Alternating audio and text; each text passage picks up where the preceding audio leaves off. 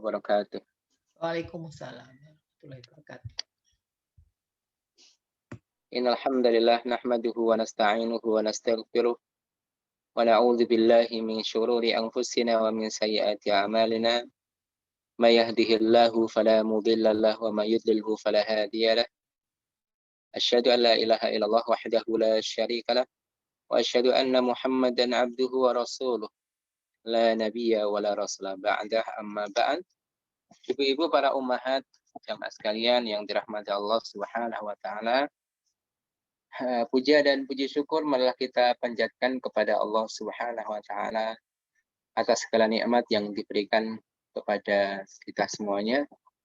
Nikmat kesehatan, alhamdulillah kita wajib mensyukurinya, karena nikmatus shihah adalah bagian nikmat yang menjadikan kita mampu menjalankan ketaatan dan taqarrub kepada Allah Subhanahu wa taala, dan kemudian juga disempurnakan dengan nikmat kesempatan. Mudah-mudahan dengan dua nikmat tersebut kita mampu menjaga iman dan Islam kita sampai saatnya nanti kita berjumpa dengan Allah Subhanahu wa taala.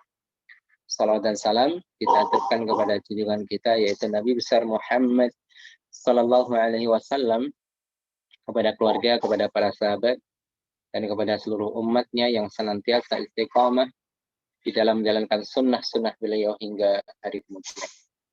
Ibu-ibu, para ummahat yang dirahmati Allah Subhanahu wa taala, kembali kita akan membacakan hadis-hadis yang terdapat dalam kitab Al-Lu'lu' wal Marjan. Kita masuk pada hadis ke 1325. Ya, 1325. Silakan ibu-ibu membuka kitabnya. Memakan mentimun dengan kurma. Hadis 1325. Hadithu Abdullah bin Ja'far bin Abi Thalib qala ra'aitu an-nabiy sallallahu alaihi wasallam ya'kulu ar-rutaba bil kitsai. Silakan dibaca. Bismillah. Abdullah bin Ja'far bin Abdul Talib radhiyallahu anhu berkata, aku melihat Nabi Shallallahu alaihi wasallam makan buah kurma segar dengan kitsa atau semacam mentimun. Ya, memakan kurma dan mentimun sekaligus ya dalam satu waktu. Ya, dua-duanya adalah tentunya bagian daripada makanan yang halal. Bil khusus adalah kurma, makanan yang disukai oleh Nabi Muhammad sallallahu alaihi wasallam. Ya, mentimun dan kurma dalam sebuah asar ya, yaitu terkait dengan hal ini, kisah Ibunda Aisyah radhiyallahu anha. Beliau menikah masih kecil, kemudian sebelum hidup bersama Nabi ya, itu masih sangat muda, ya, badannya belum gemuk. Beliau mengatakan bahwasanya ibundanya Ibunda Aisyah, jadi ibunya Aisyah radhiyallahu anhuma, memberikan makanan berupa kurma dan mentimun untuk penggemukan. Walaupun asar ini sebagian ulama mendhaifkan, tapi juga sebagian ulama mensahihkan, di antaranya adalah Syekh Al-Albani rahimahullah ta'ala. Kemudian setelah dikasih makanan kurma plus mentimun, Ibunda Aisyah menjadi gemuk. Maksudnya gemuk di sini disebutkan adalah ka'ahsanisa, menjadi gemuk yang bagus ya.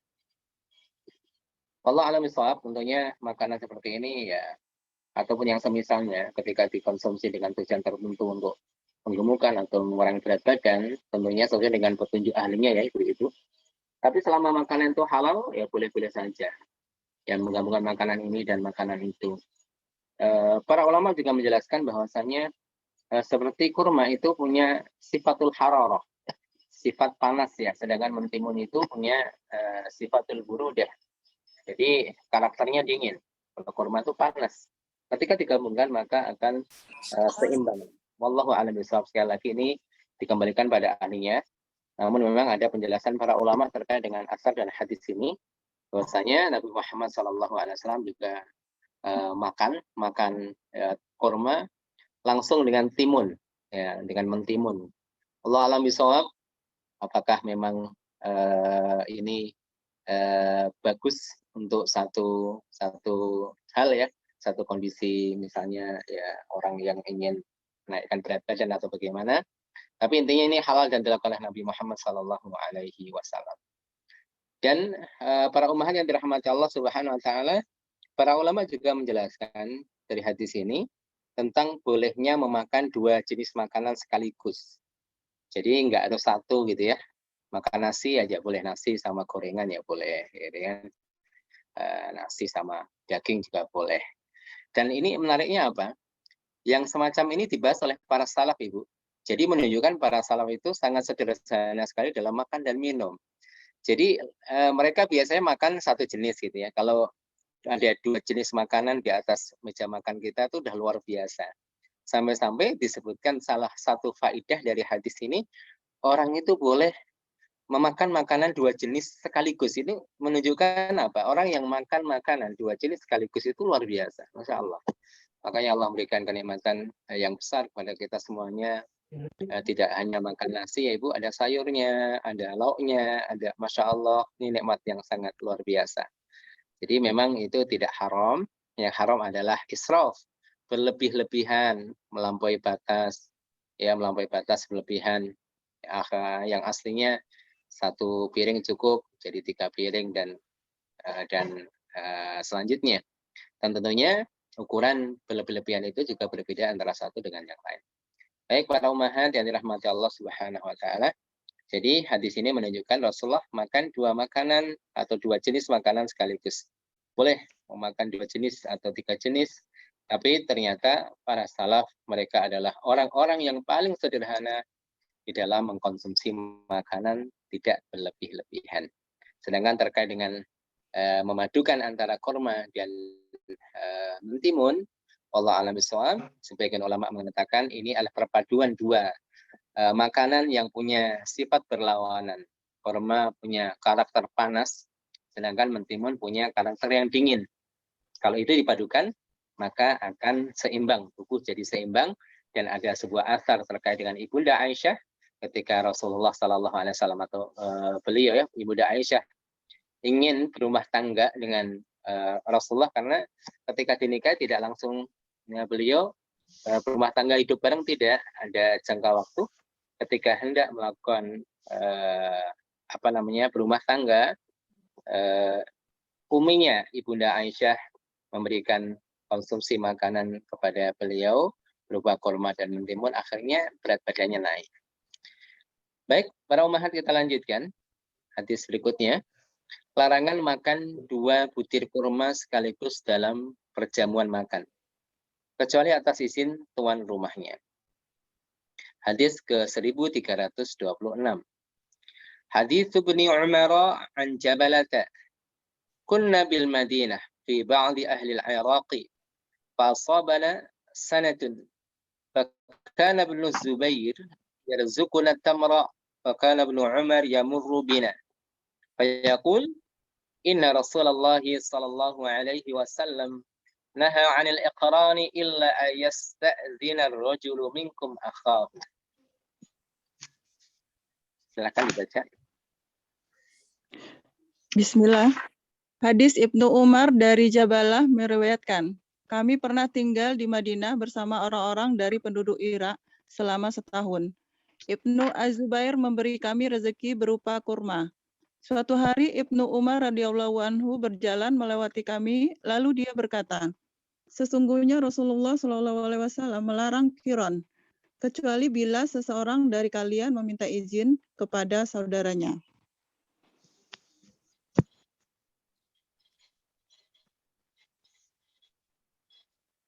Ya, qiran itu memakan 2 kurma sekaligus.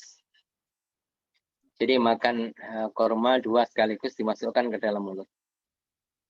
Ada sebuah bab dalam bab hadis disebutkan tentang larangan memakan kurma 2 sekaligus dalam perjamuan makan ya, dalam makan berjamaah. Jadi kalau makan sendirian ya tentunya lebih ringan. Kalau makan berjamaah ini dilarang ibu-ibu, pertama karena menjauhi sifat tamak rakus. Jadi kurma ya diambil satu-satu ya, bukan dua. Larangannya dua. Nah, kalau tiga kan nggak ada hadisnya, apalagi tiga ya Ibu. Dua saja dilarang, apalagi langsung tiga atau mencakup lebih banyak, tidak. Itu hukumnya makruh, tidak disukai, dibenci oleh syariat karena menunjukkan sifat tamak. Kemudian kedua, hal tersebut apa? Mentarbiyah, tentunya menghindari yang seperti itu berupa tarbiyah, merupakan tarbiyah pendidikan supaya kita memperhatikan saudara kita. Bisa jadi makanan sedikit dalam kondisi yang sulit, sebagaimana disebutkan dalam hadis ini, yaitu penduduk Madinah. Ya, penduduk Madinah. Kami pernah tinggal di Madinah bersama orang-orang dari penduduk Irak selama setahun. Ya, ini terjemahannya keliru kayaknya Ibu. Coba Ibu baca terjemahan lagi, nanti saya perbaiki. Ini sebenarnya keliru. Baca dari awal ya Ustadz ya. Iya, boleh. Hadis Ibnu Umar dari Jabalah meriwayatkan, kami pernah tinggal di Madinah bersama orang-orang dari penduduk Irak selama setahun. Nah, ini salah Ibu. Salah Ibu. Karena hadisnya kunna Perbaikannya? bil Madinah fi ba'di ahli Iraq fa asabana sanah. Jadi terjemahan yang benar, kami pernah tinggal di Madinah bersama orang-orang dari penduduk Irak. Dan kami dan kami dilanda kelaparan atau semisal dengan itu ya. Fasobana sanah. Jadi sanatun di situ bukan tahun, bukan, tapi ada bencana atau kelaparan gitu ya. Berarti Jadi, jadinya orang-orang dari penduduk Irak dan kami mengalami kelaparan gitu ya Ustaz? ya gitu, mengalami kelaparan. Fasobana sanah. Ya, selama setahunnya dicoret ya Ibu. Baik Ustaz. Iya, ini fasobana sanah diterjemahkan selama setahun. Makanya fasobana sanah itu kami ditimpa kelaparan. Ya, jadi hadis ini berbicara dalam satu kondisi ya Ibu, di mana para sahabat mengalami kelaparan ya, sedikit makanan. Kemudian diberi oleh Ibnu Zubair, dibagi kurma. Kemudian Ibnu Umar melewati kami waktu itu dan mengingatkan, ini indahnya hidup dengan orang-orang yang berilmu ya Ibu, saling mengingatkan. Ketika para sahabat makan makanan kita, bayangkan ya Ibu, mungkin ada orang-orang yang sekian hari makan makanan yang sedikit atau mungkin tidak makan. Kemudian lewat makanan dari seseorang, di situ banyak orang, itu kita bisa bayangkan bagaimana orang itu berlomba-lomba ingin makan sebanyak mungkin. Kemudian lewatlah Ibnu Umar mengingatkan mereka, inna Rasulullah, sesungguhnya Rasulullah Sallallahu Alaihi Wasallam naha anil iqran, melarang memakan kurma dua sekaligus. Tangannya ngambil dua buah kurma ya, kecuali orang tersebut sudah meminta izin kepada temannya. Ya, jadi pertama hal seperti ini dilarang supaya orang tidak tamak, apalagi dalam kondisi seperti ini, yaitu makan berjamaah. Maka ini perlu kita sampaikan kepada anak-anak kita. Walaupun mereka sudah mondok, kadang nggak ngerti ya, makan bareng-bareng. Jadi targetnya bagaimana dia bisa makan lebih banyak daripada saudaranya. Ternyata ada adabnya. Kalau makan ya satu-satu, tentunya ya pelan-pelan saja, satu-satu. Kalau cepat ya sama saja kan gitu kan. Intinya bagaimana sifat yang kedua yang harus dibangun, yaitu sifatul itsar, sifat mengutamakan orang lain. Apalagi kondisi yang memang kurang makanan, kemudian berjamaah. Ini penting sekali kita berikan tarbiyah ke anak-anak kita ya Bu, yang mereka masih sekolah, apalagi yang di pesantren yang terkadang makan berjamaah. Kita sampaikan, artinya mengutamakan orang lain itu sangat penting sekali. Dan hadis ini ternyata saya belum pernah mendapatkan saat di pesantren. Ya, maka saya ingat ketika hari-hari di pesantren Ibu, ya namanya anak-anak kan disuguhi makanan ya udah proyokan gitu. Ternyata Masya Allah, Rasulullah itu pernah melarang hal yang seperti ini. Ya, ini adalah satu contoh ya Ibu, satu contoh, bukan pembatasan. Artinya kalau makan yang lain boleh gitu ya. Misalnya makan yang lain boleh ngambil langsung 2. Tidak, ini hanya contoh karena makanan pada waktu itu kurma. Maka kalau makanan di Indonesia ya kita kiaskan, kita analogikan dengan makanan-makanan orang dahulu. Artinya makanan pokok kita hari ini berbeda kan gitu kan. Bukan hanya kurma tentunya. Kalau kurma alhamdulillah kita juga konsumsi. Makanan selain kurma bagaimana kita tidak makan dengan satu pola yang melampaui batas, ya cepat-cepat kecuali dengan izin saudaranya. Saya lapar banget, boleh nggak nih saya agak ya, artinya meminta izin kepada teman yang ada di situ. Baik, barakallahu fikum. Ini ketika orang makan dalam makanan jamaah ya, artinya berjamaah bareng-bareng dalam jamuan makan bersama-sama, maka hendaklah dijaga adab-adabnya, dihindari sifat tamak, kemudian utamakan isar, yaitu mengutamakan orang lain. Inilah syariatul Islam. Masya Allah, syariatul Islam luar biasa ibu-ibu. Disebutkan dalam sebuah riwayat, yaitu ketika para mujahid berjuang di jalan Allah selesai jihad, ada 10 orang yang mereka terluka, dalam keadaan terluka dan mereka kehausan. Salah seorang mereka mengeluarkan sebuah tempat yang berisi air minum. Kemudian ketika hendak diminum, orang yang di sampingnya mengatakan haus. Kemudian tidak jadi diminum air tersebut, diberikan kepada temannya. Kemudian ketika orang tersebut mau minum, yang sampingnya lagi mengatakan demikian. Mau minum lagi, yang sampingnya mengatakan demikian, sampai kepada orang yang pertama tidak meminum air tersebut, tapi isar diberikan kepada orang lain. Pada Allah, ya Allah menakdirkan mereka semuanya mendapatkan syahid fisabilillah karena suatu sifat yang luar biasa, sifatul isar, sifat mengutamakan orang lain. Baik, kita lanjutkan ibu-ibu. Keistimewaan kurma Madinah. Hadis 1327. Masih membahas tentang masalah makanan ya ibu. Hadis Sa'adin radhiyallahu anhu qala. Sami'tu Rasulullah sallallahu alaihi wasallam yaqul man tasabbaha sab'a tamaratin ajwatan lam yadhurruhu dzalika al-yawma summun wala sihrun.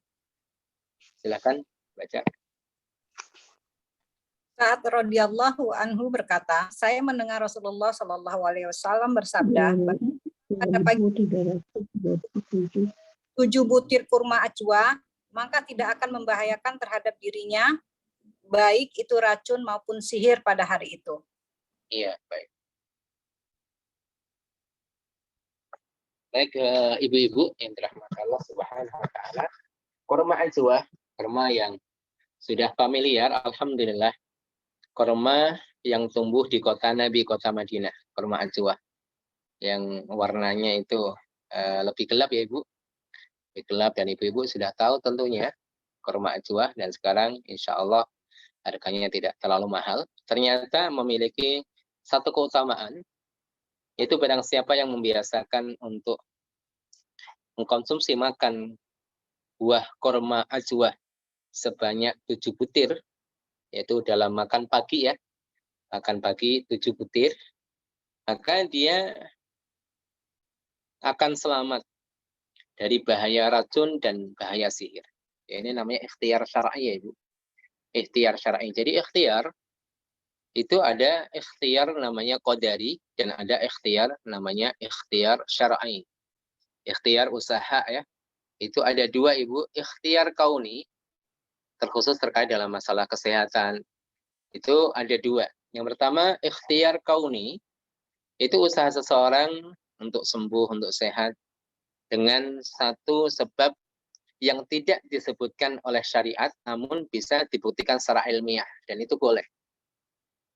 Jadi ikhtiar kauni, orang ingin sembuh dari penyakit atau ingin menjaga kesehatannya dengan cara mengambil sebab atau asbab yang tidak terdapat dalam syariat, tidak disebutkan dalam nas-nas Al-Quran ataupun hadis-hadis Rasulullah Sallallahu Alaihi Wasallam, dan itu dibolehkan selama bisa dibuktikan secara ilmiah. Itu boleh ibu.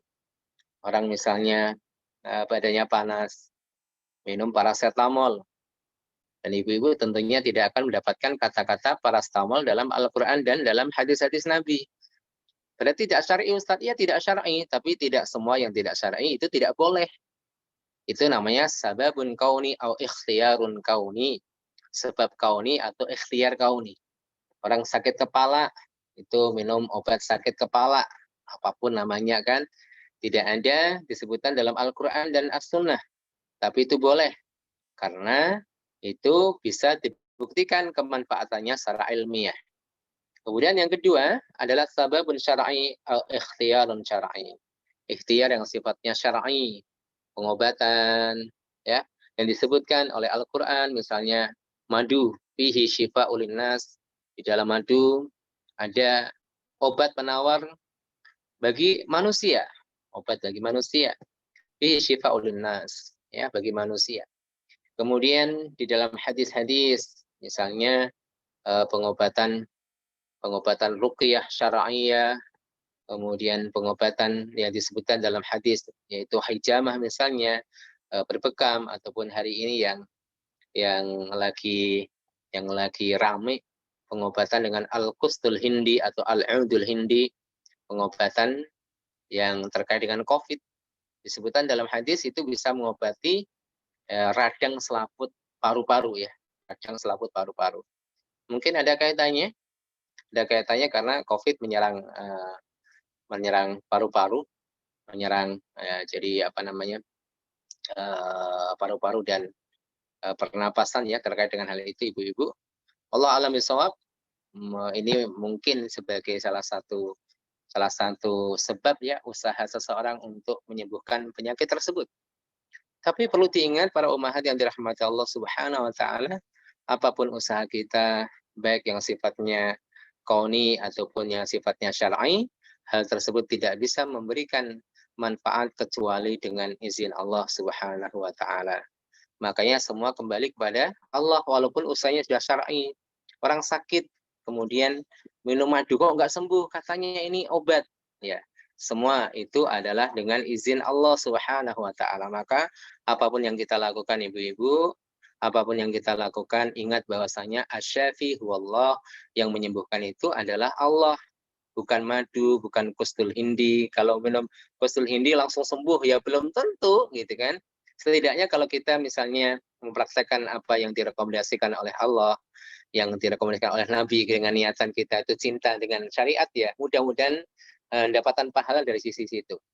Tetapi ya para ulama juga merinci, ya, dalam hal ini, misalnya pembahasan terkait dengan hijamah, ya, masalah berbekam, apakah itu sunnah ataukah berbekam itu ya salah satu pengobatan yang dilakukan oleh manusia. Bahkan ini memang sudah ada sebelum Nabi Muhammad diutus. Sebagian orang mengatakan ini sunnah, artinya kalau sunnah apa, ibu? Ibu-ibu, kalau berbekam berarti dapat pahala karena menjalankan sunnah. Tapi tidak sedikit para ulama mengatakan bahwasanya ini adalah jenis at-tadawi, yaitu jenis terapi, ya, pengobatan yang itu sudah ada dan sifatnya secara umum tidak mendapatkan pahala khusus. Ya, berbekam, kalau Allah mengizinkan ya sembuh, itu aja. Kalau Allah belum mengizinkan ya belum sembuh. Makanya ingat, ya, kita ingat bahwa segala sesuatu yang kita upayakan, baik kauni ataupun syar'i, semuanya adalah dengan izin Allah. Jangan ada anggapan COVID nih, COVID-19 nih, minum qustul hindi pasti sembuh. Enggak, itu berarti apa? Mengangkat posisi al-qustul hindi sama dengan Allah Subhanahu wa taala. Makanya Syekhul Islam mengatakan dalam sebuah perkataan yang sangat masyhur, al-i'timad bil asbab, beliau mengatakan orang yang bersandar kepada sebab itu berbuat syirik, artinya orang itu telah berbuat kesyirikan. Ya. Kemudian kalau tarkul asbab dalalatun alal khalal fi aqlih. Kalau orang meninggalkan untuk melakukan ikhtiar dan sebab, itu menunjukkan ada kecacatan dalam pola pikirnya, dalam akalnya. Makanya kita pertengahan, ibu-ibu, kita berusaha dengan usaha syar'i, ya, dan usaha kauni, dan semuanya kita serahkan kepada Allah Subhanahu wa taala, karena Allah lah yang Maha menyembuhkan, Allah yang menurunkan penyakit, dan Allah lah yang menyembuhkan penyakit tersebut dengan izinnya, dengan masyiahnya, dengan kehendaknya. Baik, para ummahat yang dirahmati Allah, termasuk di sini 7 ajwah, 7 korma ajwah. Yang ini bukan berarti langsung orang oh saya coba minum racun, minum ini, nggak usah ditantangin ya. Jadi nggak usah ditantangi, artinya kita tidak boleh jumawa ya Ibu, tidak boleh jumawa. Misalnya terkait dengan COVID, COVID nggak ada ini nggak usah jumawa. Nanti kena COVID baru cerita dia. Artinya kita tidak membesar-besarkan virus ini adalah makhluk Allah, artinya bisa menimpa siapapun, dengannya bisa orang itu meninggal, dengannya orangnya itu bisa selamat dengan izin Allah tentunya. Oleh karena itu ibu-ibu yang dirahmati Allah, kita sebagai ummatan wasatah, kita pertengahan. Apapun ya sebenarnya yang terjadi seperti apa kita juga tidak tahu, apakah ada konspirasi atau apa, kita nggak ngerti. Tapi ini fakta yang ada, artinya kita harus perangi dengan usaha yang sifatnya hissi. Usaha sifatnya hissi itu real ya Ibu, usaha kita. Usaha real kita misalnya berobat, menjaga kesehatan, baik menempuh ikhtiar syar'i ataupun ikhtiar yang kauni. Kemudian ada yang sifatnya ma'nawi. Ma'nawi adalah bagaimana kita meningkatkan iman kita, tawakal kita kepada Allah. Itu ma'nawi. Kalau hissi, usaha yang sifatnya real. Baik tadi kauni ataupun syar'i. Minum madu, minum al-qustul hindi, minum apa zaitun, minum minyak apalah gitu ya. Ya, itu usaha-usaha yang sifatnya hissi, real. Sedangkan yang maknawi yang tidak nampak, bagaimana kita membesarkan ya tawakal kita kepada Allah Subhanahu wa taala, sehingga ketika tawakal seseorang itu kuat, mudah-mudahan imunnya juga kuat. Karena biasanya ketika orang itu panik, maka imunnya semakin jatuh. Ya, padahal ya namanya mati tidak ada yang ngatur kan gitu kan. Kadang orang itu mikir mati tidak ada yang ngatur ya. Mati tidak ada yang ngatur, Allah sudah menjadwalkan. Kemudian orang nggak usah khawatir kurangan kuburan. Kuburan masih luas. Makanya Imam Syafi'i itu mengajarkan kepada kita satu sikap karakter, ya karakter yang memiliki izzah. Karakter seorang yang memiliki izzah. Itu kalau orang itu masih hidup, yakin nggak akan kurang makan. Kalau sampai kurang makan mati, nggak akan kurang kuburan. Gitu seperti itu. Dan jadwal mati sudah dijadwalkan oleh Allah. Kita nggak usah ngurusi jadwal Allah. Ya, jadwal itu sudah ditetapkan Allah kapan seseorang meninggal. Usaha kita sifatnya adalah ya sesuai dengan kemampuan kita usahakan secara hissi dan maknawi, dan tentunya kita berharap mudah-mudahan Allah memberikan kepada kita kesehatan, memberikan usia panjang yang barokah penuh dengan ketaatan. Baik para umahat, kita lanjutkan hadis berikutnya. Hadis 1328. Keistimewaan cendawan untuk mengobati sakit mata. Hadits Sa'id bin Zaid radhiyallahu anhu qala. Qala Rasulullah sallallahu alaihi wasallam, al-kam'atu minal man wa ma'uha shifaa'un lil 'ain. Silahkan ini. Bismillah. Sa'id bin Zaid radhiyallahu anhu berkata, Rasulullah Shallallahu alaihi wasallam bersabda, Al-kamah atau cendawan adalah sejenis mana atau sejenis makanan yang diturunkan Allah kepada Bani Israel. Airnya mengandung obat bagi penyakit mata. Iya, ini bicara tentang masalah makanan dan faedah-faedahnya Ibu. Hadis sebelumnya kita baca tentang ajwah. Ya, ini juga bisa dipraktekkan Ibu dengan harapan Allah memberikan kemanfaatan kepada kita melalui makanan tersebut. Ya, menjauhkan sihir. Makanya ketika ibu-ibu atau mungkin ada orang yang kita kenal mengalami hal-hal yang aneh, indikasi-indikasi terkena gangguan jin ataupun sihir, maka boleh menggunakan ikhtiar ini. Salah satu yang direkomendasikan oleh Nabi, memakan 7 butir buah korma ajwah. Sebagian ulama mengatakan tidak hanya ajwah, artinya setiap korma memberikan manfaat. Jadi melemahkan jin. Jadi memang para praktisi ruqyah itu mereka juga sudah mempraktekkan terkait dengan masalah kurma itu ya. Khususnya memang kurma ajwah. Orang yang melazimi makan kurma ini, maka jin yang bersarang di tubuhnya itu akan melemah ya. Sesuatu yang tidak disukai oleh jin yang jahat. Ya, jin sendiri ya di antara makanannya kurma Ibu. Kurma juga makanan jin. Buktinya ketika Abu Hurairah radhiyallahu anha menjaga harta zakat, ada seorang laki-laki yang mencuri tamar, kurma zakat. Ya, ditangkap oleh Abu Hurairah. Kemudian dia minta untuk dilepaskan. Dilepaskanlah orang tersebut. Disampaikan pada Rasulullah di pagi harinya, dan Rasulullah mengabarkan besok malam akan datang lagi. Intinya pada kisah tersebut, orang yang ditangkap oleh Abu Hurairah radhiyallahu anhu adalah jin, bukan manusia. Mencuri harta zakat, makanan zakat, yaitu tamr zakat. Dan dalam sebuah hadis disebutkan makanan jin itu tulang. Artinya kalau kita lihat hadis-hadis dan kita kumpulkan semuanya hadis yang terkait dengan makanan jin, itu tidak sebatas tulang, ya, makanan yang lain. Baik, barakallahu fikum para umat yang dirahmati Allah Subhanahu wa taala. Kemudian pada hadis ini disebutkan kama atau kamah ya dalam hadis ini. Orang Arab bilangnya kama. Sebagian orang Arab bilangnya terfis gitu. Ya di Indonesia Allah alam bisawab ya, ini perlu penelitian ini, artinya sedikit perhatian.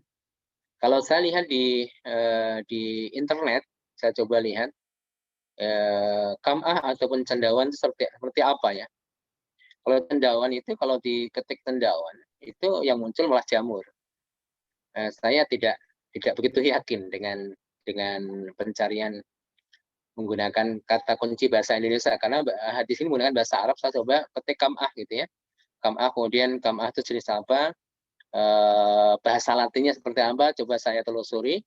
Ternyata ini adalah seperti apa Ibu, spesies tanaman yang seperti umbi-umbian gitu, seperti umbi-umbian, gambarnya seperti itu. Maka ini cocok dengan hadis ini, yaitu seperti man, makanan yang diturunkan oleh Allah kepada Bani Israel saat mereka tersesat di padang Tih. Yaitu Nabi Musa sama Bani Israel pernah tersesat di padang Tih selama 40 tahun. Gara-gara Bani Israel membangkang itu. Ketika diminta oleh Nabi Musa alaihissalam supaya mereka memasuki kota atau Baitul Maqdis ya. Baitul Maqdis untuk berjihad melawan orang-orang yang durhaka di sana. Apa kata Bani Israel? Pergilah kamu wahai Musa dengan Tuhanmu, berjihadlah kalian berdua. Kami duduk menunggu di sini. Allah murka. Ada juga yang mengatakan ketika mereka mendapatkan kemenangan, mereka diperintahkan untuk masuk Baitul Maqdis dalam keadaan sujud, tunduk pada Allah. Tapi apa yang terjadi? Mereka masuk dengan cara mundur, ibu-ibu. Membelakang dan ngesot. Wah, ini kurang ajar benar. Akhirnya mereka mendapatkan sanksi dari Allah, tersesat di padang Tih selama 40 tahun. Sama juga Nabi Musa kena imbasnya. Dan ketika di situ mereka dapat makanan alman, wasalwa, alman biji-bijian. Ala kulli hal, nanti ibu-ibu bisa melihat ya, kamah atau cendawan. Tapi kalau cendawan kayaknya berbeda. Itu jadi ini makanan seperti umbi-umbian. Ternyata fungsinya diantaranya bisa mengobati ya Ibu, airnya mengandung obat bagi penyakit mata. Ya, jadi selama pengobatan itu boleh, tidak ada unsur yang haram, ada campuran lemak babi atau apa gitu, boleh-boleh saja. Kalau ada campurannya haram. Kemudian yang kedua, betul-betul terbukti manfaatnya. Ya, kalau tidak ya jangan. Kalau pengobatan syar'i nggak usah ditanya Ibu. Oh madu, walaupun harus disesuaikan karena tidak semua penyakit sesuai dengan pengobatan ini. Misalnya orang penyakit diabetes, apakah cocok dengan mengkonsumsi madu secara umum? Ini perlu penjelasan ahlinya, para dokter, para medis gitu ya. Baik, barakallahu fikum. Kita baca lagi hadis berikutnya. Hadis 1329, keistimewaan buah arak hitam. Ya harusnya arak gitu ya. Arak dikira minuman nanti. Arak ya. Keistimewaan buah arak hitam. Kita baca hadisnya. Hadis Jabir bin Abdullah radhiyallahu anhu qala, kunna ma'a Rasulillah sallallahu alaihi wasallam najnil kabatha wa inna Rasulullah sallallahu alaihi wasallam qala, alaikum bil aswadi minhu fa innahu atyabuhu. Qalu akunta tar'al ghanam? Qala wa hal min nabiyyin illa qad ra'aha. Silakan dibacain. Bismillah. Jabir bin Abdullah radhiyallahu anhu berkata, kami pernah bersama Rasulullah Shallallahu Alaihi Wasallam memetik akar pohon atau al-arak, biasanya untuk siwak. Dan saat itu Rasulullah bersabda, petiklah yang berwarna hitam karena ia yang paling baik. Mereka bertanya, apakah Anda dahulu mengembala kambing? Beliau menjawab, tidak ada satu nabi pun yang tidak pernah mengembala kambing. Iya, pohon arok ya Ibu, arok, bukan arak ya. Arak dikira minuman nanti. Pohon arok itu pohon yang akarnya biasanya digunakan untuk siwak. Jadi ibu-ibu kalau membeli siwak, jadi siwak itu ya dimutlakan pada perbuatan ataupun media yang digunakan. Makanya sikat gigi juga siwak. Orang lagi ngapain? Lagi bersiwak. Jadi perbuatannya disebut bersiwak, alatnya juga siwak. Jadi siwak itu alat untuk bersiwak ibu, apapun, terbuat dari apapun. Bahkan para ulama mengatakan boleh bersiwak dengan jarinya, ya sampai seperti itu. Intinya bersuci. Tapi yang bagus itu dari akar pohon arok. Yang kita lihat itu orang jualan siwak, baik terbuka ataupun dalam kemasan yang tertutup, itu akarnya. Walaupun batangnya ataupun rantingnya saya sering pakai, jadi tidak ambil akarnya, ngambil batangnya, aromanya enak ibu, aromanya seperti siwak itu cepat menghilangkan bau mulut dan lebih bertahan lama daripada pasta gigi itu sendiri. Pasta gigi kita bersiwak, masya Allah ya bagus, tapi tidak setahan lama arok, pohon arok atau akar arok. Para ulama menjelaskan menggabungkan dua-duanya bagus. Ya kita sikat gigi dengan pasta gigi modern atau dengan siwak, bahkan sekarang mengkombinasikan ya ibu, pasta gigi ada serbuk siwaknya, ada campurannya, ala kulli hal. Kemudian dalam hadis ini terkait dengan masalah mengembala kambing. Jadi mengembala kambing ternyata ada keutamaannya ya ibu ya. Rasulullah SAW sendiri juga mengembalakan kambing sebelum beliau diutus sebagai seorang nabi. Di sana ada hikmah ilahiyah, ada hikmahnya tentunya. Karena ternyata para nabi itu kan memang disiapkan menjadi para pemimpin umat. Maka mereka dididik salah satunya dengan bagaimana mereka bisa mengendalikan kambing. Jadi latihannya itu kambing. Jadi pentingnya orang itu berlatih untuk mengatur strategi, ya, mengerti siasat strategi, kemudian tandim bagaimana mengatur rakyat, itu perlu latihan. Jadi tidak boleh orang yang tidak ahlinya kemudian jadi pemimpin, merusak ibu. Maka orang-orang yang mereka ingin menjadi pemimpin di masa-masa yang akan datang perlu adanya latihan, dan latihannya para nabi itu adalah mengembala kambing. Dan sekaligus itu juga menunjukkan ketawaduan mereka para ahlul khair, para nabi, orang-orang mulia, mereka orang-orang tawadhu, ya, tawadhu, tidak sombong. Karena di antara sifat pemimpin yang paling diharapkan adalah tawadhu, bukan takabur. Karena apa? Kalau punya pemimpin yang sombong itu merusak. Sedangkan salah satu sebab orang itu sombong karena kekuasaan. Makanya kalau anak-anak ibu, cucu-cucunya ya kelak diharapkan jadi pemimpin, maka sejak dini ditanamkan sifat tawadhu, sifat merendahkan hati, memandang saudaranya lebih baik, bukan rendah diri ya ibu ya, ataupun minder, bukan mengajarkan minder. Minder dengan tawadhu itu berbeda. Minder itu tidak percaya diri, bahkan tidak akan berbuat, akan mengurungkan niatnya untuk berbuat sesuatu, karena minder itu tidak. Rendah hati, bagaimana dia senantiasa berbuat kebaikan, tapi tanpa merendahkan orang lain. Ini penting sekali. Makanya Abdullah bin Mubarak rahimahullah ta'ala mengatakan, ketika kamu keluar rumah, maka layangkanlah pandanganmu kepada saudaramu dengan pandangan bahwasanya dia lebih baik daripada dirimu. Ini latihan tawadhu, tidak sombong. Makanya sombong, kata Rasulullah, adalah menolak kebenaran dan meremehkan orang lain. Walaupun para ulama menjelaskan itu sebenarnya bukan definisi sombong ya ibu-ibu, tapi asal pengaruh dari sifat sombong. Kalau orang itu sombong, maka apa yang terjadi? Menolak kebenaran, meremehkan orang lain. Itulah sifat setan. Aba wastakbar, maka minal kafirin. Setan itu enggan untuk sujud pada Nabi Adam, istakbaro, dan sombong. Kesombongan iblis menjadikan apa? Menolak kebenaran walaupun itu datang dari Allah Subhanahu wa taala, kemudian meremehkan orang lain. Ketika ditanya oleh Allah, apa yang menghalangimu untuk sujud kepada Nabi Adam? Apa kata iblis? Ana khairum minhu, saya lebih baik daripada Adam. Engkau ciptakan aku dari api dan engkau ciptakan dia dari tanah. dia memandang bahwasanya unsur api itu lebih bagus daripada unsur tanah. Padahal dijelaskan dalam banyak ayat bahwasanya tanah itu memiliki kemanfaatan kepada manusia jauh lebih besar daripada kemanfaatan yang didatangkan oleh api. Wallahu a'lam bishawab. Jadi seperti itu ya Ibu ya. Anak kita didik dengan tarbiyah yang menjadikan mereka tawadhu. Jangan ditanamkan sifat sombong di hati mereka.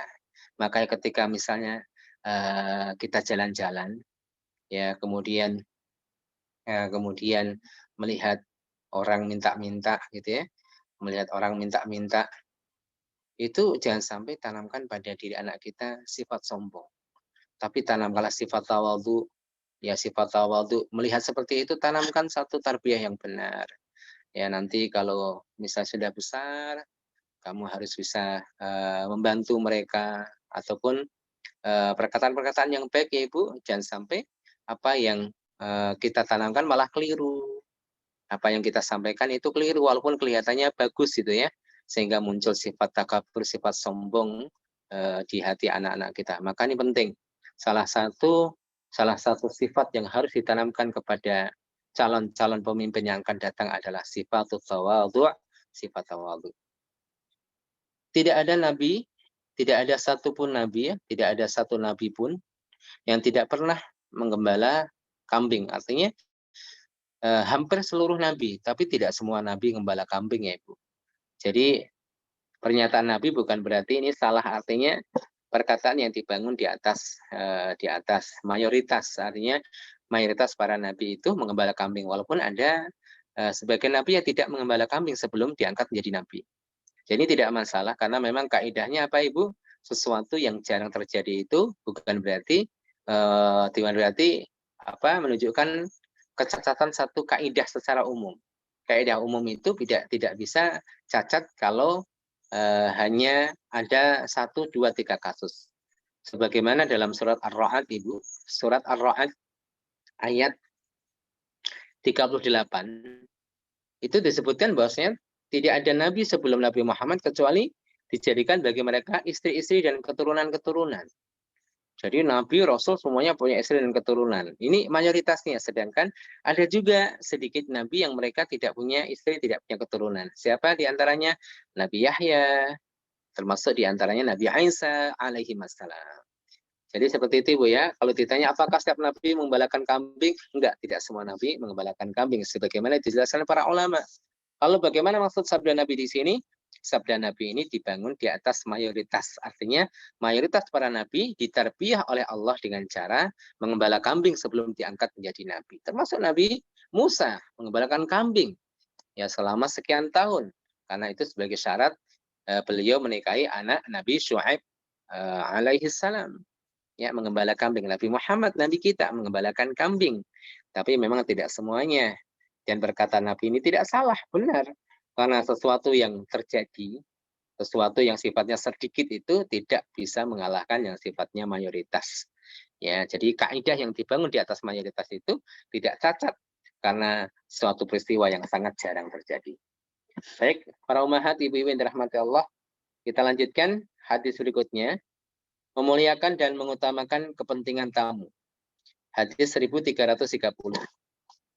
Kita baca ya Ibu.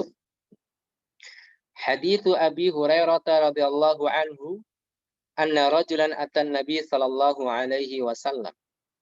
Fab'atha ila nisa'i faqulna ma ma'ana illa al-ma'. Faqala Rasulullah sallallahu alaihi wasallam man yadhummu aw yudhifu hadha. Faqala rajulun minal ansar ana. Fantalaqa bihi ila imra'atihi faqala akrimi dhaifa Rasulillah sallallahu alaihi wasallam. Faqalat ma 'indana illa qutus sibyani. Faqala hayya ta'amak wa asbihi sirajak wa dawwimi sibyanak idza aradu 'asha'a. Fa hayyat ta'amaha wa asbahat sirajaha wa nawwamat sibyanaha. Thumma qamat ka'annaha tusrihu sirajaha. Fa'atfa'athu wa ja'ala yuriyani annahuma ya'kulan fabata tawiyaini falamma asbaha ghadda ila Rasulillah sallallahu alaihi wasallam faqala dhahikallahu al-lailata aw ajiba min fi'alikuma fa anzalallah wa yu'thiruna 'ala anfusihim walau kana bihim khasasah wa may yuqa syuhha nafsihi fa ulaika humul muflihun. Silahkan dibaca Ibu-ibu. Bismillah. Abu Hurairah radhiyallahu anhu mengisahkan bahwa ada seorang lelaki datang kepada Nabi Shallallahu Alaihi Wasallam, lalu beliau datangi istri-istri beliau. Para istri beliau berkata, kami tidak punya apa-apa selain air. Maka kemudian Rasulullah berkata kepada orang banyak, siapakah yang mau mengajak atau menjamu orang ini? Maka seseorang laki-laki dari Ansor berkata, aku. Sahabat Ansor itu pulang bersama laki-laki tadi dan menemui istrinya lalu berkata, muliakanlah tamu Rasulullah Shallallahu Alaihi Wasallam, muliakanlah tamu Rasulullah Shallallahu Alaihi Wasallam ini. Istrinya berkata, kita tidak memiliki apa-apa kecuali sepotong roti untuk anakku.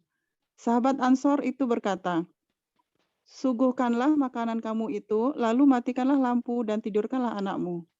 Ketika mereka hendak menikmati makan malam, istrinya menyuguhkan makanan itu lalu mematikan lampu dan menidurkan anaknya. Kemudian dia berdiri seakan hendak memperbaiki lampunya. Lalu dimatikannya kembali. Suami istri itu hanya menggerak-gerakkan mulutnya, seperti mengunyah sesuatu, seolah keduanya ikut menikmati hidangan. Kemudian keduanya tidur dalam keadaan lapar karena tidak makan malam. Ketika pagi harinya, pasangan suami istri itu menemui Rasulullah. Maka beliau bersabda, malam ini Allah tertawa atau terkagum-kagum karena perbuatan kalian berdua. Kemudian Allah menurunkan ayat atau yang artinya, dan mereka lebih mengutamakan orang lain atau muhajirin daripada diri mereka sendiri, sekalipun mereka memerlukan apa yang mereka berikan itu.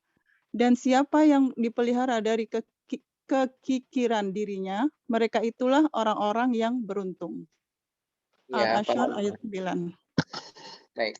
Kalau mohon dirahmati Allah, ini menunjukkan sekali lagi kondisi pada zaman Nabi ya Ibu. Kondisi pada zaman Nabi tidak seperti kondisi hari ini. Sering terjadi satu kondisi di mana makanan itu kurang. Ya, karena sumber makanan tidak melimpah semelimpah hari ini ya Ibu. Hari ini melimpah ya makanan apapun. Pada zaman tersebut sangat terbatas sekali. Oleh karena itu, zakat fitri itu dikeluarkan dalam bentuk makanan pokok. Karena kalau dalam bentuk uang, khawatirnya uang itu tidak bisa untuk membeli makanan karena keberadaan makanan tidak seperti keberadaannya hari ini. Ya, tetapi pada masa-masa sekarang berbeda. Oleh karena itu sebagian ulama termasuk adalah Al-Imam Abu Hanifah rahimallahu taala membolehkan membazar zakat fitri dengan uang. Karena orang butuh pakaian, uang butuh apa gitu ya. Sedangkan biasanya di hari fitri orang itu sudah banyak beras. Wallahu a'lam bishawab, ini perbedaan para ulama. Tapi mayoritas para ulama mengatakan zakat fitri dengan bahan makanan pokok sebagaimana terjadi pada zaman Nabi. Ini perbedaan yang sama sekali tidak mengeluarkan orang yang kontra dengan kita dari lingkaran Ahlus Sunnah wal Jamaah. Perbedaan yang sudah dibahas oleh para ulama. Baik ibu-ibu, ada tamu yang datang kepada Nabi. Dan Nabi tidak ada makanan. Hanya air saja, bayangkan Nabi. Masya Allah. Ya, jadi inilah sosok pemimpin ketika rakyatnya tidak ada makanan, maka dia menjadi orang pertama yang lapar. Berbeda dengan pemimpin-pemimpin hari ini. Rakyat mau menjerit, mau apapun ya tidak tahu. Yang penting dia dan keluarganya tidak kurang. Inilah karakter pemimpin ya selain daripada pemimpin Nabi dan orang-orang soleh, Masya Allah. Jadi Nabi Muhammad berikan contoh yang luar biasa dalam kepemimpinan. Sampai kemudian Rasulullah SAW bersabda kepada para sahabat, siapa yang mau menjamu tamuku ini? Ada seorang laki-laki Ansor, siap. Akhirnya dia mengajak tamu tersebut menemui istrinya dan bertanya, ada makanan tidak? Tidak ada makanan, adanya cuma makanan untuk bayiku, maksudnya untuk anak kecil ini, anaknya. Kemudian laki-laki tersebut mengatakan, siapkan makanan. Ya, sampai di malam hari ketika disajikan makanan kepada tamu tersebut, kedua suami istri itu mematikan lampu ya, matikan lampu seakan-akan lampunya rusak gitu. Ketika tamunya makan, mereka pura-pura ikut makan, menggerak-gerakkan mulutnya sambil bersuara seakan-akan makan-makan, tapi tidak makan makanan Ibu, untuk menjaga hati tamunya. Karena kalau tamunya tahu makan tidak ada, dia nggak mau makan tamunya. Tapi ini tamu harus diutamakan ya. Ini menunjukkan apa Ibu-ibu, besarnya hak tamu. Sampai-sampai dalam hadis yang lain, Rasulullah Shallallahu Alaihi Wasallam bersabda, "Man kana yu'minu billahi wal yaumil akhir, fal yukrim dhaifahu." Barang siapa yang mengaku dirinya beriman kepada Allah dan hari akhir, maka hendaklah dia memuliakan tamunya. Perhatikan di sini, memuliakan tamu dikaitkan secara erat dengan keimanan. Semakin orang tahu akan hak ini, yaitu memuliakan tamu, maka semakin tinggi imannya. Kalau iman sebatas lisan, maka itu mudah. Maka buktinya adalah amal perbuatan, maka orang-orang yang beriman, salah satu cirinya adalah memuliakan tamu. Ya Bu ya, salah satu ciri orang yang beriman itu adalah memuliakan tamu yang datang ke rumahnya. Baik, kemudian di pagi hari 2 orang tadi suami istri datang menemui Nabi.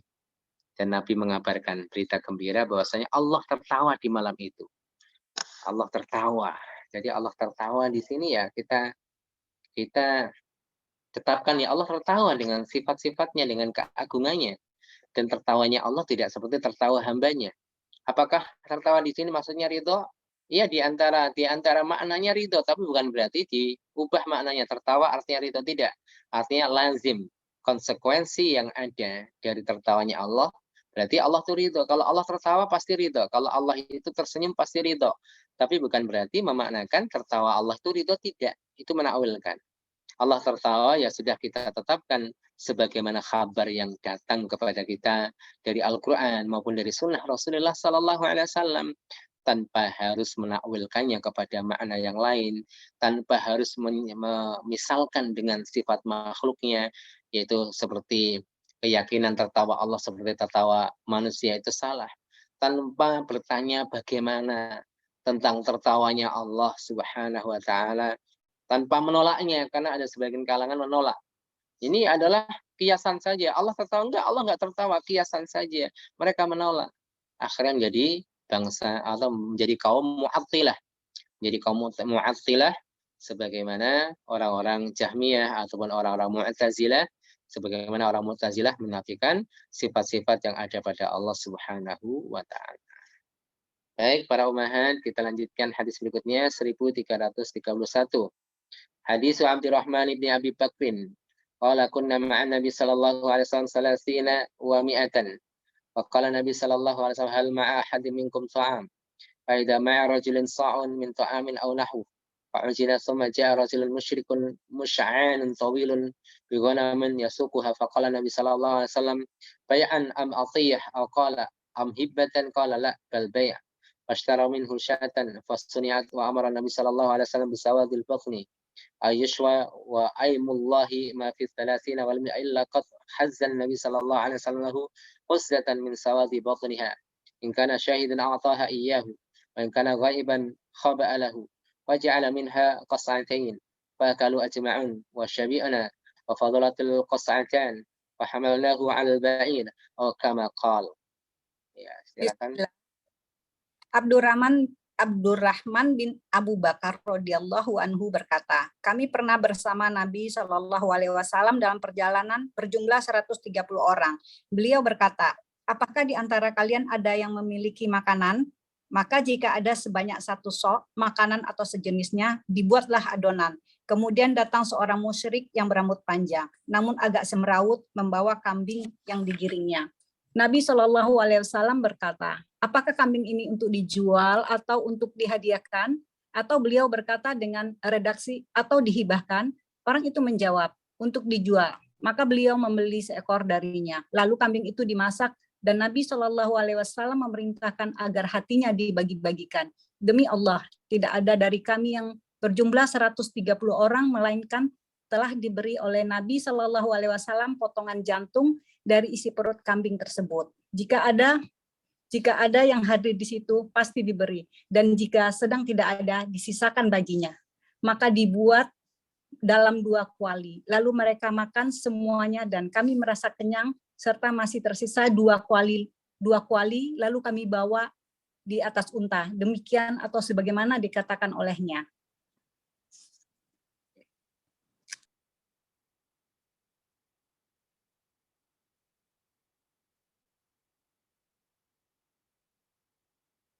Ayuswa.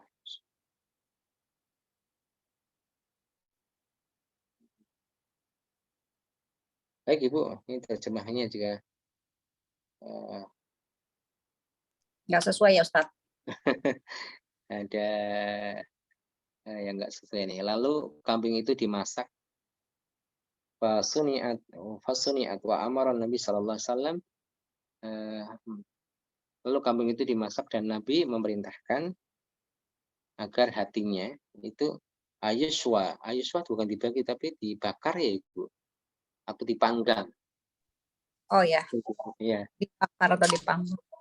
bukan dibagi-bagi tapi dipanggang. Dibakar atau dipanggang lah misalnya ya, artinya tidak dibagi. Bisa direvisi Ibu. Tempatnya tahu ya? Iya. Maka beliau membeli seekor darinya, lalu kambing itu dimasak dan Nabi memerintahkan agar hatinya dibagi, dicoret. Ya Ustaz. Dibakar atau dipanggang lah gitu. Baik, para ummahat yang dirahmati Allah Subhanahu wa taala, ini adalah satu peristiwa yang menunjukkan mukjizat ya, makanan sedikit menjadi banyak. Makanan sedikit menjadi banyak. Ini sering terjadi pada masa-masa Nabi Muhammad SAW. Kemudian dalam hadis ini menunjukkan bolehnya makan ati ya, makan ati boleh, makan ati ayam, makan ati kambing di sini boleh. Maka Nabi merintahkan artinya dibakar atau dipanggang gitu. Ya, boleh makan. Kemudian hal yang lain ya kita perhatikan di sini tidak ada sesuatu yang baru ya. Ini satu kisah tentang mukjizat Nabi Muhammad SAW dan kemudian bolehnya makan ati kambing. Dan juga satu pelajaran lagi Ibu, orang-orang musyrik itu mereka tidak dalam satu status ya. Ada yang diperangi, ada yang tidak diperangi. Jadi bukan berarti kalau orang musyrik lewat langsung dibunuh, kambingnya diambil, ternyata tidak. Ini terjadi pada zaman Nabi Muhammad SAW. Jadi orang musyrik pun, orang kafir pun mereka statusnya beda-beda. Tidak semua kemudian halal darahnya. Makanya penting kita memahami fikih ini Ibu. Fikih bermuamalah dengan orang-orang kafir, orang musyrik, fikih jihad, ya, fikih dakwahnya. Kadang orang tidak paham antara fikih dakwah dan fikih jihad. Ya, fikih jihadnya apa? Fikih dakwahnya pakai fikih jihad, semuanya dihantam. Akhirnya orang tidak tertarik dengan dakwah kita. Fikih dakwah bagaimana kita mudaroh, bagaimana kita berlembut hati, kita berlembut sikap, bahkan terhadap orang non-Islam sekalipun. Dalam rangka apa Ibu? Dalam rangka menarik hatinya. Jangan kemudian lewat orang kafir kita teriak kafir, togut. Ya, gimana dia tertarik dengan kita? Jadi kapan diskusi, kapan dakwah dan kapan jihad itu semua ada contoh yang sempurna dari Nabi Muhammad SAW. Jangan dibentur-benturkan dan jangan salah tempat. Ya masa-masa dakwah bagaimana kita menampilkan ya kesejukan memang. Ya mungkin terkadang dibutuhkan sikap tegas ya karena kita hidup pada masa kondisi yang tidak ideal ya. Hidup dalam sistem yang tidak mendukung Islam kelihatannya seperti itu. Maka terkadang kita perlu amar ma'ruf dan kadang nahi mungkar, kadang kita sedikit mengangkat suara, kadang agak kenceng. Tapi intinya masing-masing itu ada tempatnya, ada fikihnya. Jangan dibentur-benturkan. Pada saat kita dituntut untuk berbuat lembut, jangan kasar. Karena ada sebagian orang itu tersentuh hatinya dengan kelembutan. Pada saat kita dituntut lebih keras, malah lembek. Menghadapi orang yang menghina Islam misalnya, kita malah lembek. Harusnya kita jaga betul muruah Islam ini, hibahnya Islam ini. Jangan hanya dengan alasan Nabi orang yang lembut dan sebagainya, akhirnya menempatkan kelembutan tidak pada tempatnya. Baik, kita baca satu hadis lagi, ini cukup panjang. Hadis Abdurrahman ibni Abi Bakrin. Atau coba langsung dibaca Ibu, dibaca maknanya. Hadis 1332 dibaca maknanya. Bismillah. Dari Abdurrahman bin Abu Bakar bahwa para ashabus suffah adalah orang-orang yang berasal dari kalangan fakir miskin. Nabi Shallallahu Alaihi Wasallam bersabda, barang siapa memiliki makanan cukup untuk 2 orang, maka ajaklah orang yang ketiga. Jika memiliki makanan untuk 4 orang, hendaklah mengajak orang yang kelima atau keenam. Maka Abu Bakar datang dengan membawa makanan yang cukup untuk 3 orang. Nabi Shallallahu Alaihi Wasallam lalu datang dengan membawa makanan yang cukup untuk 10 orang. Abdurrahman bin Abu Bakar berkata, mereka itu adalah aku, bapakku, ibuku, istriku, dan pelayan yang biasa membantu kami dan keluarga Abu Bakar. Saat itu Abu Bakar makan malam di sisi Nabi Shallallahu Alaihi Wasallam hingga waktu Isya, dan ia tetap di sana hingga sholat dilaksanakan. Ketika Abu Bakar pulang di waktu yang sudah malam, istrinya atau ibuku berkata, apa yang menghalangimu untuk menjamu tamu-tamumu? Abu Bakar balik bertanya, mengapa tidak engkau jamu mereka? Istrinya menjawab, mereka enggan untuk makan hingga engkau kembali, padahal mereka sudah ditawari. Abdurrahman berkata, kemudian aku pergi dan bersembunyi. Abu Bakar lantas berkata, wahai kunsar atau kalimat celaan. Abu Bakar terus saja marah dan mencela aku. Kemudian ia berkata kepada tamu-tamunya, makanlah kalian semua. Kemudian tamunya mengatakan, selamanya kami tidak akan makan. Demi Allah, tidaklah kami ambil satu suap kecuali makanan tersebut justru bertambah semakin banyak dari yang semula. Abdurrahman berkata, mereka kenyang semua, dan makanan tersebut menjadi 3 kali lebih banyak dari semula. Abu Bakar memandangi makanan tersebut tetap utuh, bahkan lebih banyak lagi. Kemudian ia berkata kepada istrinya, wahai saudara perempuan Bani Firas, bagaimana ini? Istrinya menjawab, tak masalah, bahkan itu suatu kebahagiaan. Ia bertambah 3 kali lipatnya. Abu Bakar kemudian memakannya seraya berkata, itu pasti dari setan, yakni sumpah yang ia ucapkan. Kemudian ia memakan satu suap lantas membawanya ke hadapan Nabi Shallallahu Alaihi Wasallam. Waktu itu antara kami mempunyai perjanjian dengan suatu kaum dan masanya pun telah habis. Kemudian kami membagi orang-orang menjadi 12 orang. Dan setiap dari mereka diikuti oleh beberapa orang dan Allah yang lebih tahu berapa jumlah mereka. Kemudian semuanya menyantap makanan tersebut hingga kenyang. Demikian atau sebagaimana yang diceritakan oleh Abdurrahman.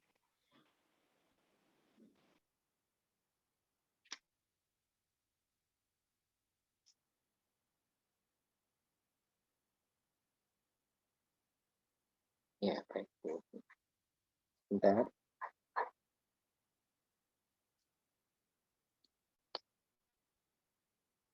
Ya, baik.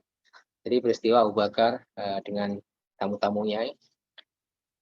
Inti daripada hadis ini sama dengan bab yang kita bahas, mengutamakan tamu-tamu dan itu mendatangkan keberkahan ya Ibu. Mendatangkan keberkahan, makanan yang disuguhkan menjadi banyak. Ini namanya karomah. Karomah sesuatu yang terjadi di luar nalar, di luar kebiasaan manusia, tapi tidak ada kaitannya dengan masalah kenabian. Kalau ada terkait dengan kenabian itu namanya mukjizat. Ya. Kalau tidak terkait dengan kenabian itu karomah, sesuatu yang terjadi di luar nalar dan atau di luar kebiasaan. Itu ada ibu-ibu termasuk pada peristiwa ini makanan Abu Bakar menjadi 3 kali lipat setelah disuguhkan kepada tamu. Mereka makan dan kenyang, namun tersisa bahkan sisanya 3 kali lipat. Ini karomah. Karomah terjadi pada sahabat-sahabat yang lain juga seperti Umar bin Khattab berkhutbah, ketika khutbah beliau teriak mengomando pasukan padahal ada pasukan di luar Madinah jauh jaraknya dan ternyata pasukan tersebut mendengar komando Umar. Yang hadirun mereka terheran, apa yang diucapkan Umar bin Khattab radhiyallahu anhu. Ada juga orang mendapatkan karomah, 2 sahabat Nabi yang ketika berjalan di malam hari ada 2 cahaya yang meneranginya. Ketika mereka berpisah, maka masing-masing cahaya tersebut bersama dengan mereka, ya, menemani keduanya dan karomah-karomah yang lain. Jadi karomah itu ada, namun kita tidak diajarkan untuk mencari karomah dengan baca Al-Fatihah 100 kali nanti bisa jalan di atas air atau bisa bisa pergi ke Makkah tanpa naik pesawat, tidak. Artinya karomah itu ada, tapi bukan sengaja untuk dipelajari. Karomah bukan ciri mutlak kesalehan seseorang, tetap seseorang itu soleh itu karena kesolehannya, bukan karomah. Kadang ada orang yang mengalami kecelakaan, semua orang meninggal, tapi dia tidak meninggal sendiri. Itu belum tentu itu karomah, ibu-ibu. Bisa jadi itu istidrat, apalagi yang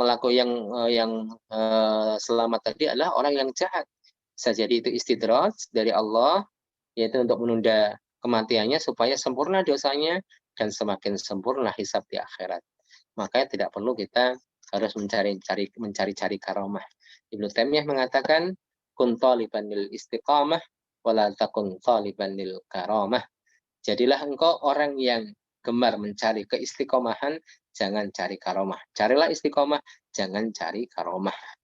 Saya kira cukup ibu-ibu pertemuan kita pada siang hari ini. Insya Allah kita akan ketemu pada pekan berikutnya. Kalau ada tanya jawab kami persilahkan.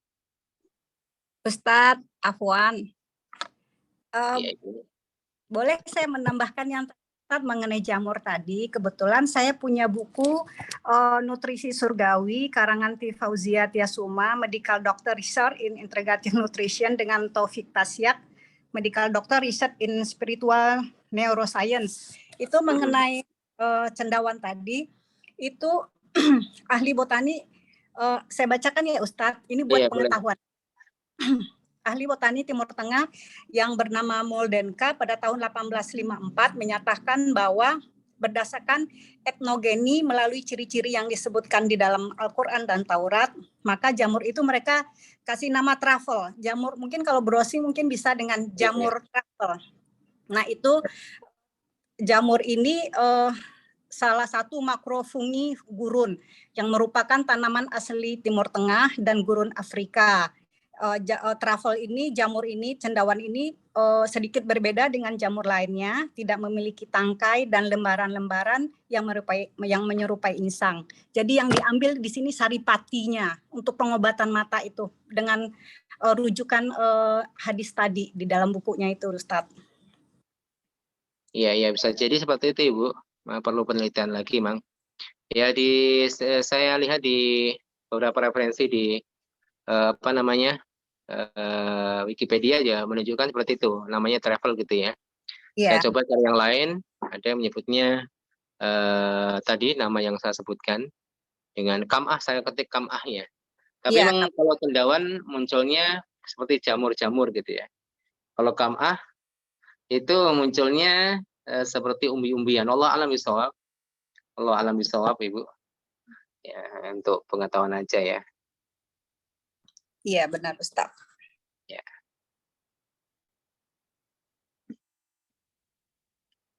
Kam'ah, coba saya ketik kam'ah.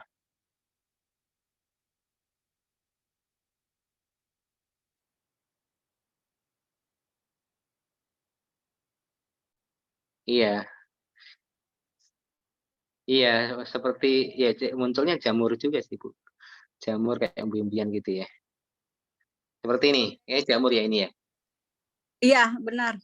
Tapi kalau yang kam'ah ini katanya kan lebih lebih hitam ya. Kalau di buku saya tuh ada fotonya.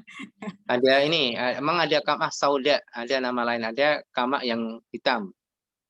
Kam'ah sauda, mungkin jenis lain dari kam'ah itu sendiri. Iya, Ustadz. Iya.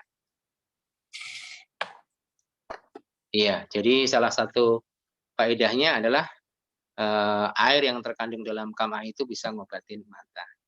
Cuma kayaknya nggak tumbuh di Indonesia ya? Iya, kayaknya enggak, Ustadz. Iya. Jamurnya kayak umbi-umbian bentuknya ya, jamurnya. Betul, kayak umbian, bulat gitu loh. Iya, betul. Alhamdulillah ya. Ya, soalnya nggak ada di Indonesia, Bang. Seperti itu. Ya, adanya jamur kancing di sini, Bu. Jamur merang gitu ya.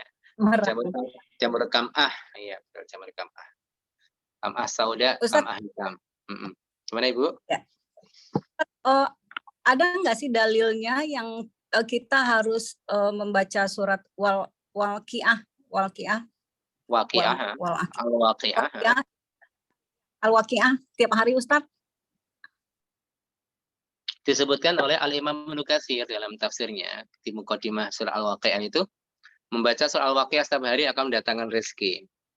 Tetapi hadisnya ya lemah Ibu, hadisnya lemah. Tapi enggak masalah, kita pakai secara umum surat apapun kita baca dan kita tawasul ya dengan amal soleh, mudah-mudahan Allah memberikan rezeki, tapi tidak niat tunggal. Adapun hadis secara spesifik, hadisnya dilemahkan oleh para ulama. Tapi disebutkan oleh Ibnu Katsir di Muqaddimah surah Al-Waqiah. Makanya ada orang yang baca Al-Waqiah dengan harapan rezekinya lancar gitu ya. Yaitu ada dalilnya, tetapi ya tadi dilemahkan oleh para ulama. Kalau kita membaca ya secara umum saja dan kita berharap mudah-mudahan dengan amal soleh itu ya rezekinya lancar gitu. Tapi itu bukan niat, harapan. Harus dibedakan ya Ibu antara niat dan harapan. Niatnya tetap mengharapkan ridho Allah. Baca Al-Waqiah tiap hari kok duitnya seret terus, ya udah nggak masalah, niatnya karena Allah. Tapi boleh dengan baca surat tersebut kita mengharap rezekinya lancar, boleh. Tapi kalau nggak lancar ya tetap kita pahalanya adalah pahala akhirat. Ini harus diluruskan. Memang sebagian orang kadang-kadang melarang secara mutlak, nggak boleh orang beramal akhirat dengan tujuan dunia. Ada yang katakan boleh mutlak. Maka pertengahan ibu-ibu, niatnya tidak boleh untuk selain Allah. Tapi harapannya dari amal soleh dibolehkan. Sebagaimana hadis tentang 3 orang yang terperangkap dalam gua. Mereka minta kepada Allah satu permohonan duniawiyah dengan amal akhirat. Ya Allah, dulu aku berbuat baik kepada orang tua saya, maka selamatkanlah saya. Boleh Ibu. Tidak. Jazakallah khair Ustaz. Wa iyyakum barakallahu fiikum. Ibu-ibu ada lagi yang mau tanya, silakan. Sehat-sehat semua ibu-ibu ya. Alhamdulillah. Kondisinya belum normal-normal nih. Udah lama nggak offline. Ya, udah setengah tahun. Ya Allah, ya Allah. Silakan yang mau bertanya. Mau Bu Yesi. Mangga.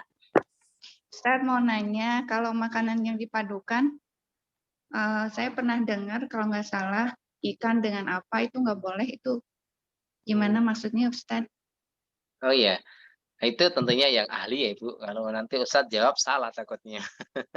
Makanan darat sama makanan laut itu kalau secara dalil nggak ada. Misalnya makan ayam sama ikan nggak boleh, ya itu diserahkan pada ahlinya. Tapi dua-duanya halal. Dua-duanya halal. Kalau nggak ada efek bahaya, maka makanan maksudnya menggabungkan 2 makanan sekaligus dalam makan ya nggak masalah. Tetapi kalau terbukti misalnya menimbulkan satu reaksi yang buruk, itu ya nggak masalah Ibu. Bukan keharaman secara zatnya, tapi dilarang karena sifatnya adalah medis, bukan syar'i. Ada namanya syar'an, ada namanya syar'iyan, ada sihiyan, ada sihi, ada syar'i. Jadi seperti itu Ibu. Itu lebih baik ke ahlinya ya Ibu ya. Misalnya makanan yang mengandung vitamin C nggak boleh dimakan dengan misalnya udang. Wallahu a'lam bishawab, itu tidak ada hukum syar'inya, tapi diserahkan kepada ahli kesehatan, ahli makanan gizi, ya seperti itu ya. Baik. Kayak vitamin Syukran, C Ustaz. barengan vitamin D gitu. Iya. Karena Allah, secara medisnya vitamin D itu larut di dalam lemak, kalau C di dalam air. Jadi biar penyerapannya bagus. Dilarang sih enggak. Cuman kalau lebih melihat ininya ya secara ininya medisnya mungkin lebih ke fungsinya untuk tubuh kita. Iya. Itu medis saja Ibu, enggak ada hukum syar'inya. Masalahnya kalau ada orang yang makan menggabungkan itu ternyata mengakibatkan dia meninggal. Enggak dosa dia. Enggak dosa ya Ibu. Tapi itu medis saja, bukan syar'i, bukan syar'i. Jadi pengetahuan seperti itu diserahkan pada ahlinya. Kalau nanti Ustadz bicara malah salah, nggak tahu ilmunya. Gitu. Syukran, Ustaz. Afwan. Ada lagi yang mau bertanya? Kalau nggak ditutup Ustadz. Iya, siap-siap. Baik para umahat, kalau tidak ada yang tanya lagi, kita tutup. Ya, dan sebelumnya kita tentunya berharap mudah-mudahan Allah Subhanahu wa taala senantiasa menjaga kita semuanya, dan Amin. ummahat yang lagi diuji dengan sakit mudah-mudahan cepat sembuh, cepat pulih kembali, bisa Amin. beraktivitas seperti sedia kala. Kita tutup dengan alhamdulillahirabbil alamin dan doa kafaratul majelis. Subhanaka Allahumma wa bihamdika asyhadu an la ilaha illa anta astaghfiruka wa atubu ilaik. Assalamualaikum warahmatullahi wabarakatuh.